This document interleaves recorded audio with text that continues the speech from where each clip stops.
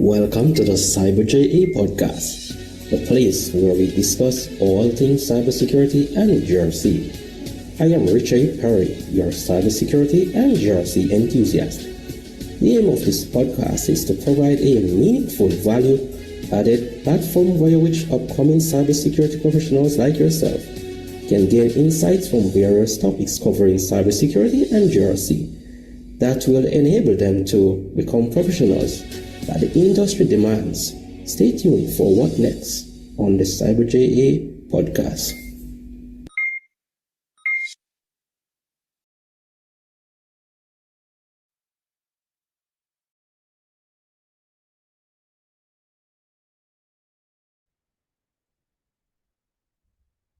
Today I have joining us on the CyberJA show, Sarah Armstrong-Smith, bestseller in crisis management and also author of the book Effective Crisis Management. Sarah, welcome to CyberJA.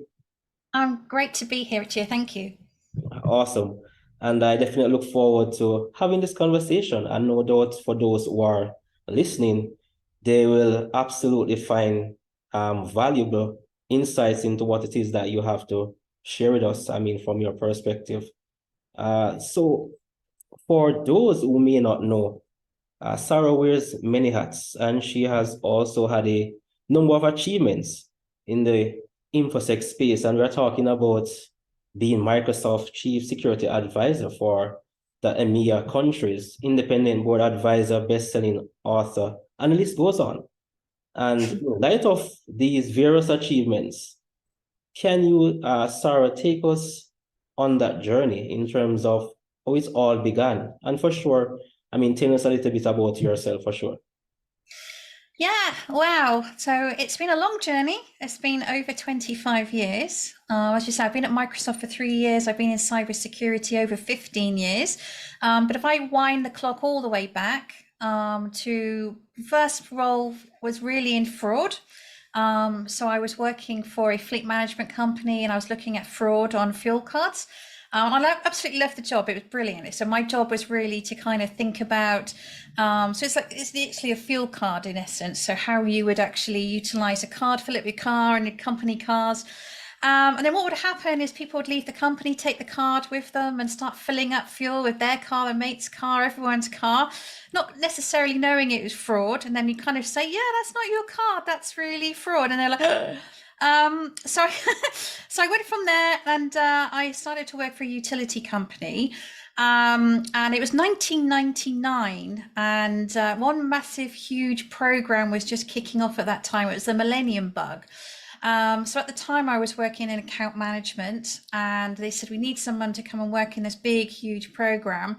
And that was, in essence, like I said, a Millennium Bug, but it was a really couple of things. So my job, in essence, was to look at all the tests that had to be done on the stroke of midnight, just to check all the systems were working right. But I kind of like, yeah, but what if? What if the systems don't work? What if we can't get people to work? And it's kind of what if?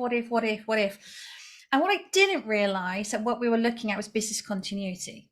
And I just didn't realize that this was a subject. And as soon as someone said, no, business continuity is a real thing, it's an absolute subject. And this is it. This is the career for me. And so after the night, sort of the millennium came and went, nothing happened. So we said, was that a waste of money or was that good planning? I was like, oh, of course that was good planning. So I was then seconded into our head office and I did business continuity plans for engineering, laboratories, but I was always drawn to IT and to kind of work in technology. And so I went to work for AXA. And at the time, AXA had gone through a number of mergers and acquisitions.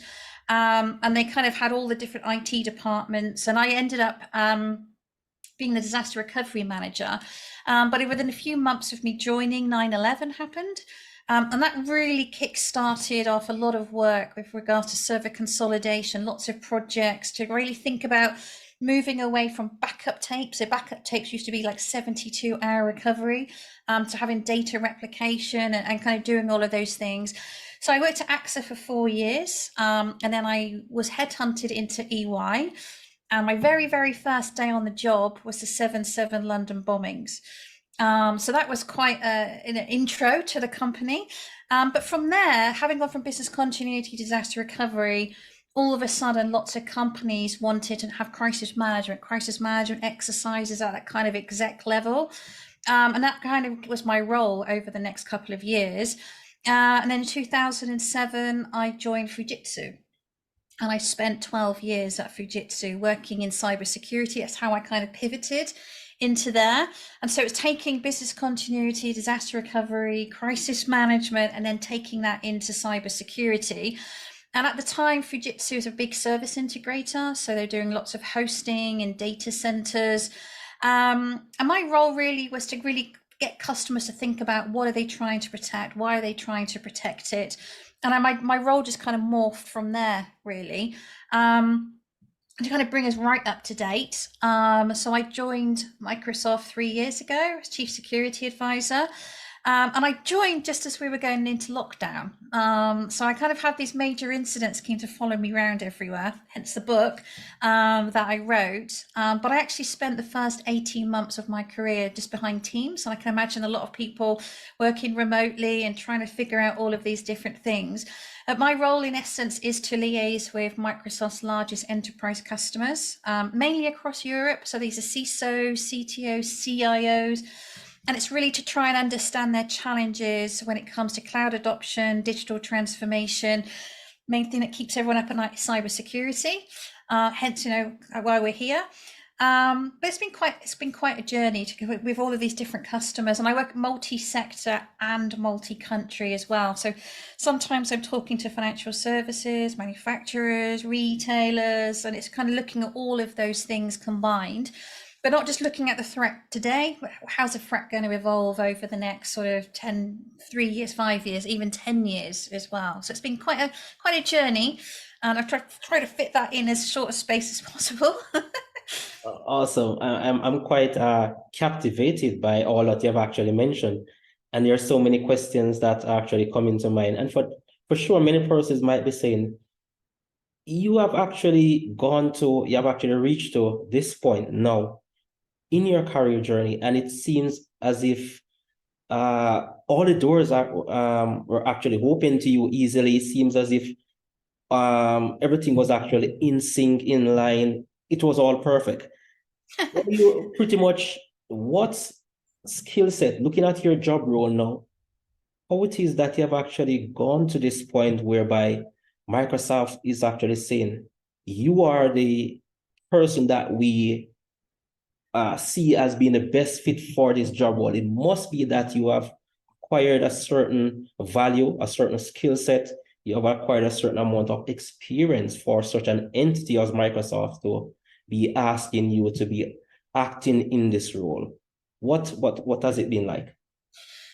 I always describe myself as being on the business side of cybersecurity. So lots of people have come from different areas. So some of people are very technical. They may come from a governance background. But I say that business continuity background has been so important to be able to take a step back. And as I say, ask that question about what really are we here to protect? And I think with cybersecurity, we often think we're here to protect infrastructure. So it's cloud, it's endpoint, servers, all of those. And that is true. That is very important. But we then have to think about what is that infrastructure actually hosting? So it's the data, and then we need to think about the people as well. So I think having come from that business continuity background, and I think it's really valuable skill to be able to think about how all these things just connect together in kind of one big ecosystem.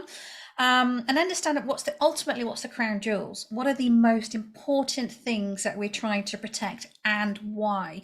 And I would sort of say that a lot of that has come through soft skills. So I think one of the things that I've always been very good at is problem solving. It's just, again, when you have a major incident, you kind of, again, you're really at the kind of the coal face of when things go wrong, you kind of see all these different things.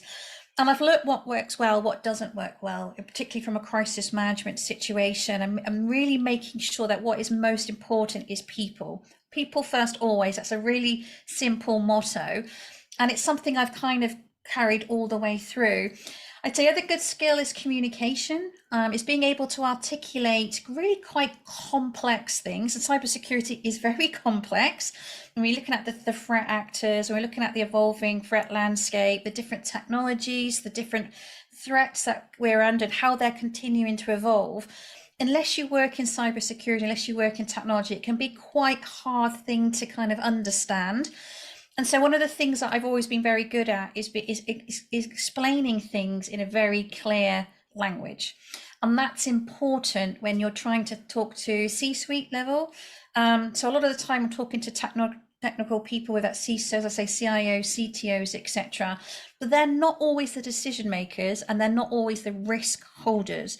So we have to think about the wider business. And again, why are we in business? What are we trying to do? What do we stand for? You know, most companies have a vision of what they want, and a lot of that vision is centered on people, whether that's their own people as employees, their consumers, the wider society. And part of that is always bringing that up to make sure that we into why we're here, what we're trying to do. And I think that's ultimately my role, in essence, is to try and decouple the conversation away from just talking about technology and just talking about products. We have lots of people who do that. We've got lots of really technical people. My role, in essence, is almost to make the business case for why they might need some of these different technologies. So if we were to look at ransomware, for example, if you think about how they get access into the organization, they then have to laterally move. They need that admin. They really need that kind of admin to be able to take control of the environment, to encrypt servers, to take data, exfiltrate data out of the organization. And so you kind of have to be able to see all of these different things and all of these different disparate areas and kind of join all the dots together. So in essence, I'm kind of making a business case for why you might need extended detection and response, as an example, without kind of talking about specific products. So my role is to kind of get the customer excited about Microsoft, in essence, the art of the possible, really reflecting on that threat landscape and what does it mean to me? What does it mean to me as my organization? What does it mean to me in my sector? What does it mean to my country? And that's kind of, that in essence is kind of my role, is to kind of bring all of that to life, but explain it in a way that makes sense to that organization and why they should be thinking about it, why it's important. Great. That's very valuable. As you have actually spoken about all of those various points, I am actually seeing the value in what it is that you do in terms of crisis management as it relates to cybersecurity. This is not something that, personally speaking, I've actually taken a lot of time to actually look into, possibly because I'm actually coming from a background, as you had mentioned, working with tape drives. I know the nightmares. It has always been something that I'm not so much like interested in per se as a result of my experience, but I recognize that the role have actually evolved further than just working with backup tapes and all of these things. And within the cybersecurity, the infosec space, there are so many persons who are seeking to get into this industry. However, they're focused so much on the technical side. Everyone wants to be on the red team, blue team. But I'm now seeing that there is a value in what it is that you do. So can you enlighten persons in terms of that career path? If you are able to maybe identify certain skills, certain avenues that they can actually explore to actually get into crisis management, and also to share a little bit about the benefits of seeking a career into this path. Yeah, I think it depends, as you say, where you've come from. Because what I always say to people assume when you work in cybersecurity, either you have to be very technical, or you have to kind of work in the SOC, or you have to do penetration testing. All of those are important. What I really encourage people to do is think about what they really love doing. And that kind of, and it really then, you want to find a role that's going to allow you to do and build on all the things that you love. Because some people think, oh, I assume I have to be really technical, or I have to be into governance, or I have to do business continuity.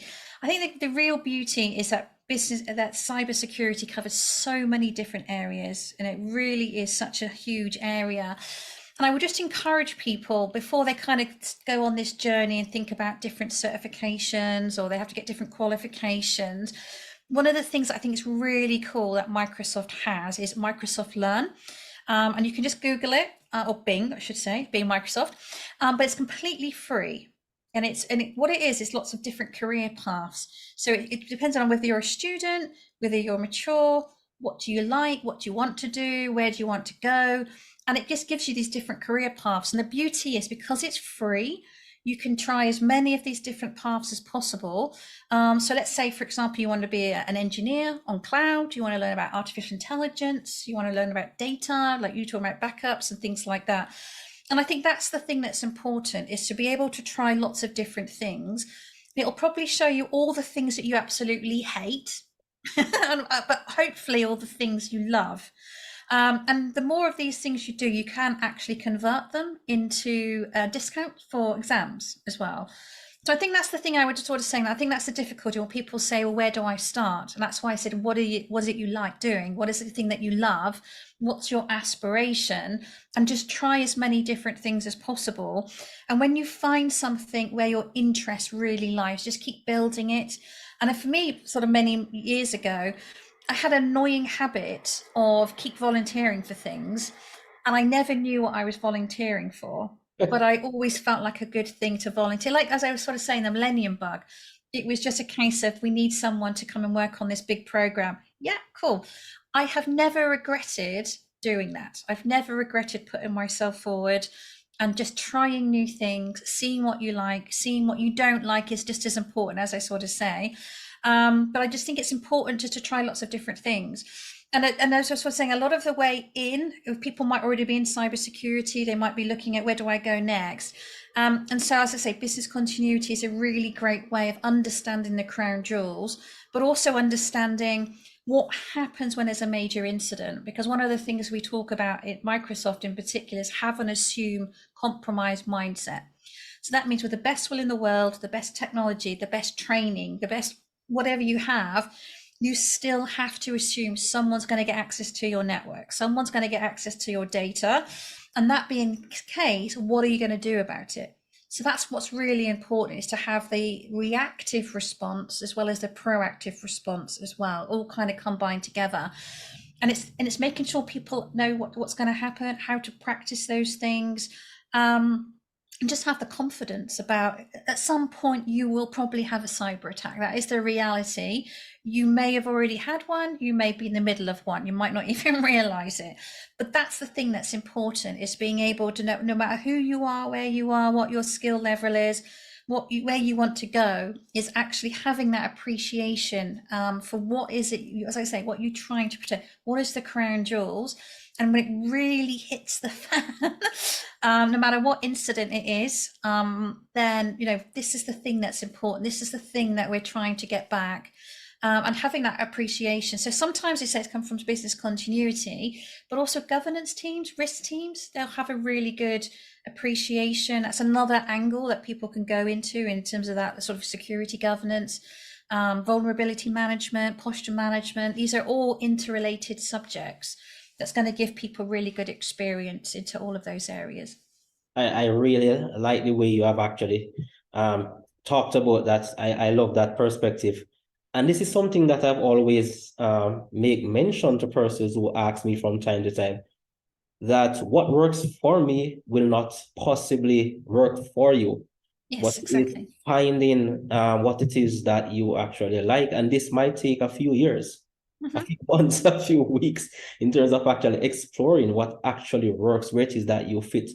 But you also made something very important that I think persons need to really understand as it relates to your career, is that you have to have that holistic approach to not only see your job role as, for example, going into my job 9 to 5 at the desk, not understanding the comprehensive operations of the organization, your purpose, your function, what it is that you're trying to achieve as a part of the organization. So far, no doubt you would have had a number of challenges in your career journey. Can you shed some light on those, as well as what it is that you have actually managed to overcome, especially the fact that you are in a male-dominated field? Yeah, I think I've been quite fortunate. As you say, I have worked in a male-dominated environment almost all my career, right back from even being in a fraud department, working through different technologies into cybersecurity. but I've had the ability to work with some really, really great people. But I think the one thing that I struggled with when I was actually my age, particularly when I was younger, being taken seriously, because I had an issue where just because I was in my early 20s, people say, well, what do you know? What experience have you had? And I had a really bad experience when I was at Thames Water. And I was probably in my early 20s. And at the time, Thames Water had paid for me to go back to college to do a year's course in supervisory management. And there was about 30 people on the course. So I was going back to night school. And there was probably about only 2 women, and I was also the youngest. And this person kept, every time I said something, every time I had an opinion, he would just cut me down. He wouldn't let me say anything until the point in this class, he just turned around in front of everyone and he said, why don't you just shut up, little girl? Wow. And I felt myself, yeah, and you can imagine that now and you think about it. And I was just in my head, I was like, don't cry, don't cry, don't cry. And I didn't know what to say. I was so shocked. And then people were coming up to me in the break. And so I can't believe he spoke to you like that. I can't believe he said that. And I said, but if one of you, just one of you had turned round and stood up for me and said something and said, that's not right, it would have made such a difference. But I kind of vowed to myself at that point, I was never going to let anyone else be in that situation. And I kind of almost had a little bit of an exterior skin that grew around me. So I had it was a little bit of a, 2 fingers up to him type of situation. And I was like, no one's going to question me. Nobody is going to make me feel inferior. And so not only did I at that point decide I wanted to have this career in business continuity, but I was really determined that I wanted to be an SME, a subject matter expert. And so I was going to keep learning, always learn. I want to kind of, if anyone challenged me, I was going to have an answer. I was going to earn my right to be in that room. I had as much right as anyone else, irrespective of my age or gender or any of the things, the culture, wherever you come from. And that's the thing that I've always stood being from that point forth. I've never stopped learning. And I think that's really important. And no matter where you are in your journey, no matter what you want to do, is I would just encourage people to just, as you say, keep learning, keep looking at all the different things and how you can be the very best at what you are and what you do. I think that's what's going to hold you in good stead going forward. Can I tell you that I spoke with someone in a similar conversation like this, and that was one of their main issues that they had experienced.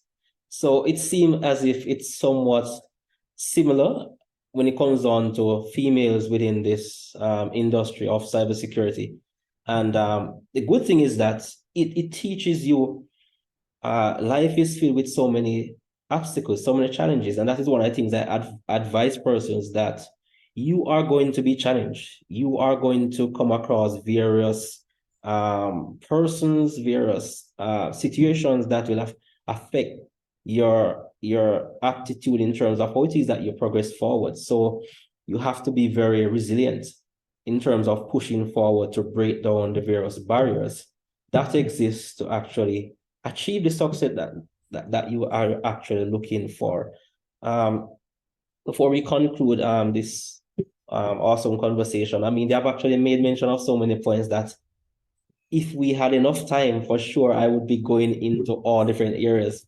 I mean, I actually enjoy very valuable conversations that can actually add value to persons. But what is that possibly that one advice that you might have received in your career path that have contributed significantly to your growth that you would possibly want to share with someone? I think the main thing is, I said, do not be afraid to put yourself forward, because you don't know where it's going to take you. But I think it's just really important that no matter where you are in your career, no matter what you want to do, whatever you're thinking about, just try it. Just put yourself forward. You've got nothing to lose but everything to gain. So I think that's just the one piece of advice that I would give people, the encouragement, no matter where they are, just to have a go. Awesome.